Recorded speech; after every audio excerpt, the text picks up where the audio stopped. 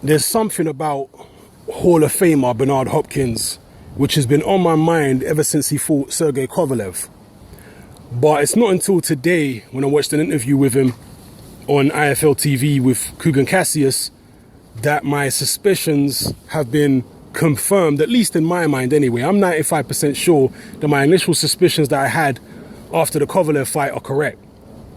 And those suspicions are that Bernard Hopkins is suffering the early signs, the early symptoms of punch-drunk syndrome. His speech is noticeably worse now than it was prior to the Kovalev fight. If you don't believe me, go watch the interviews prior to the Kovalev fight. His speech was far more fluid. He was talking much more quickly. After the Kovalev fight, all the interviews I've seen with him and his speech has been deteriorating since then.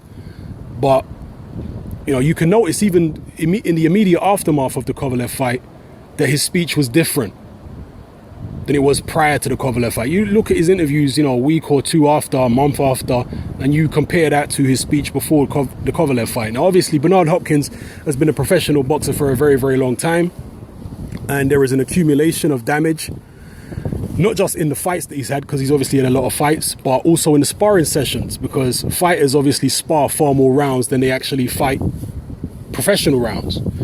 So there's all that damage over the course of however many years he's been professional. It's been so damn long. I guess it's like 30 years plus. All that damage is accumulated. And obviously his age, he was nearly 50 years old when he fought Kovalev. But I think the Kovalev beating, and he did take a beating in that fight, particularly in the 12th round, I think that pushed his condition over the edge. I think that was the catalyst that has led to this very noticeable deterioration in his speech and the early signs of punch-drunk syndrome. This is one of the hazards that comes with boxing. Now, some of you may disagree with this, but I've been watching Bernard Hopkins for a very, very long time, 20 years plus.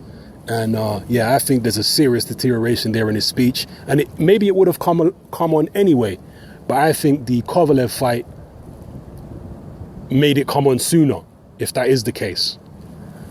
So some people have talked about there should be an age limit maybe in place in boxing. There is in amateur boxing. In amateur boxing, you're only allowed to compete. It used to be until 35, but I believe now it's until you're 40 years old. And that's to accommodate the fact that athletes are performing at a high level for longer now than they used to, for various different reasons, which we don't need to get into in this video, but they are. Back in the days, particularly with professional boxers, their career was pretty much done by the time they were in their early mid-30s. But now we're seeing many, many fighters going on into their mid-late 30s, and they're still at a very, very high level.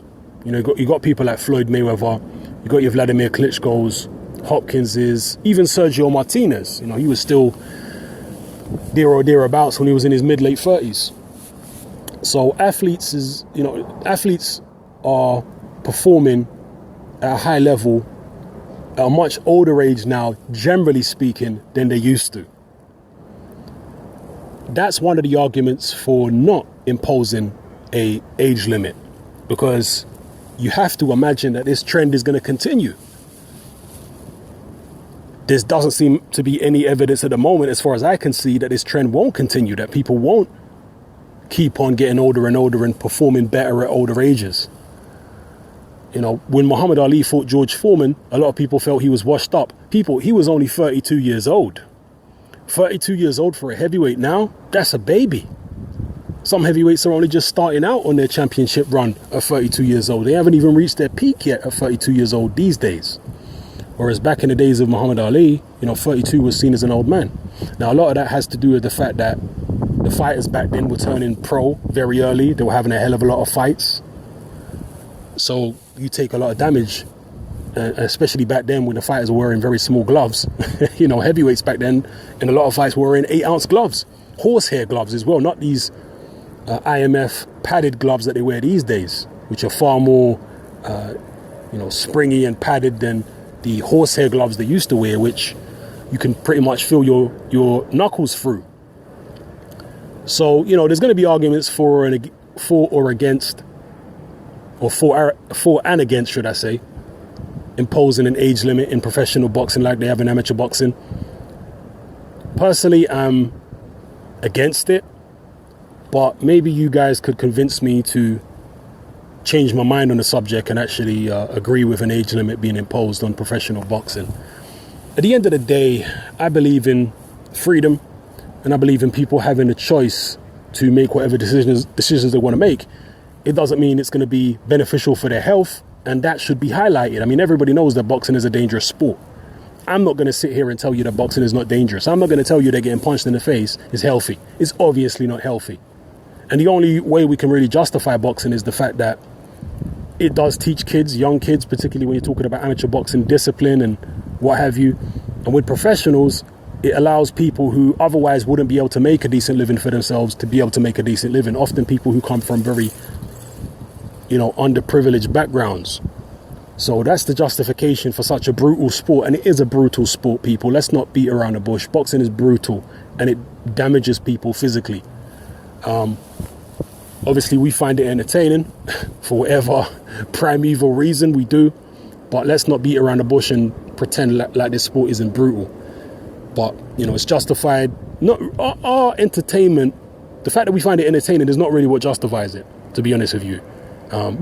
Actually, let me take that back. It's part of what justifies it. Because of the fact that so many people find it entertaining, that's what makes it profitable. But the fact that it is profitable is the main justification. The fact that these guys can go in there, risk their lives, risk their health, and earn good money from doing so. I mean, you could go and do another job. You could work on oil rigs. You could, be a Formula One racer. You could do whatever type of job. You could be a welder. All of these jobs come with health risks. So, yeah, anyway, I'm rambling on a little bit here. Let me know what you think about Bernard Hopkins and the idea of having an age limit in professional boxing. Or maybe we should look at the sanctioning bodies. Maybe they shouldn't sanction fights like Hopkins versus Kovalev. Maybe there should be perhaps not an age limit in boxing. Maybe there should be a fight limit. Maybe there should be a limit on the amount of fights that a person can have over a certain age, perhaps. Let's say over 40, you're only allowed to fight a certain number of fights. And there may be, other circumstances that they bring in, like your physical health and what have you, how you're looking, how your speech is, etc. If you're showing any early signs of punch drunk syndrome and whatnot. So, yeah. Anyway, let me know what you think about this, people. It's your boy.